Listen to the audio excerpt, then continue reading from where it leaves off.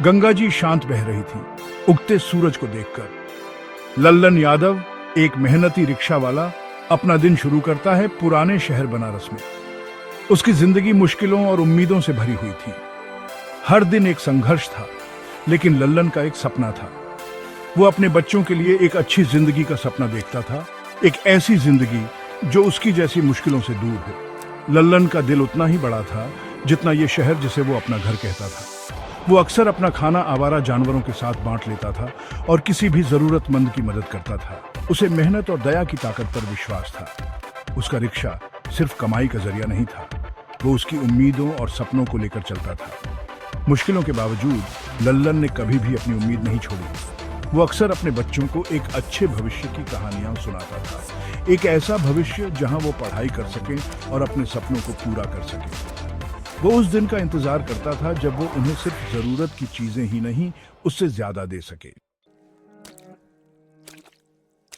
एक गर्मी की दोपहर किस्मत ने करवट ली। लल्लन एक नौजवान को बनारस की भीड़ भाड़ वाली गलियों से ले जा रहा था।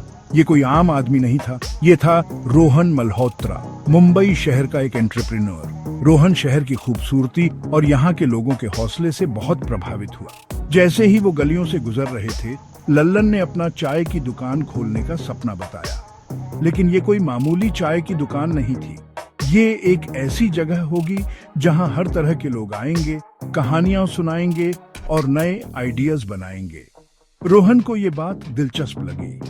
उसने लल्लन की आंखों में एक चमक देखी, एक जज्बा जो उसके अपने एंटरप्रेन्योरियल स्पिरिट से मिलता था। रोहन लल्लन की कहानी से बहुत भावुक हो गया। उसने उसमें ग्रेटनेस की संभावना देखी, एक एंटरप्रेन्योर की अटूट भावना जो सही मौके का इंतजार कर रही थी। उसने लल्लन की मदद करने का फैसला किया, दान से नहीं बल्कि पार्टनरशिप से। वो जानता था कि असली ताकत अंदर से आती है, अपने सपनों को पालने से और उन्हें पूरा होते देखने से। रोहन के मार्गदर्शन और मदद से लल्लन का सपना पूरा होने लगा।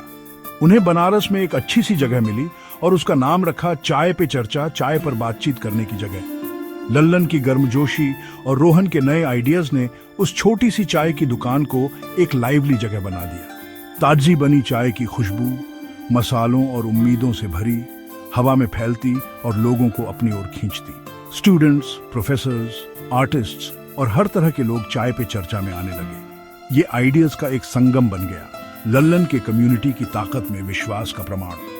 चाय पे चर्चा सिर्फ चाय के बारे में नहीं थी, ये लोगों के एक साथ होने के बारे में थी। ये एक ऐसी जगह थी जहां कहानियां खुलती थीं, दोस्तियां बनती थीं और सपने उड़ान भरते थे।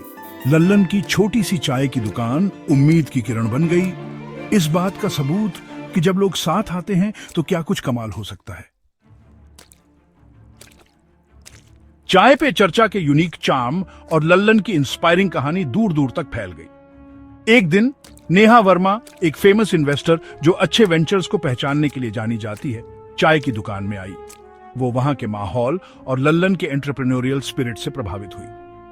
नेहा ने चाय पे चर्चा के और भी बड़ा होने की संभावना देखी। उसने लल्लन के विजन में इन्वेस्ट करने का फैसला किया, उसे अपना बिजनेस बढ़ाने के रिसोर्सेज दिए। नेहा की मदद से लल्लन ने बनारस में कई और चाय पे चर्चा खोली। हर नई दुकान लल्लन की मेहनत, रोहन की मेंटरशिप और नेहा के उनके सपने में विश्वास का प्रमाण थी। लल्लन की जिंदगी पूरी तरह बदल गई थी। उन छोटी गलियों से जहां वो कभी रिक्शा चलाता था, अब वो चाय की दुकानों की एक सक्सेसफुल चेन का मालिक था।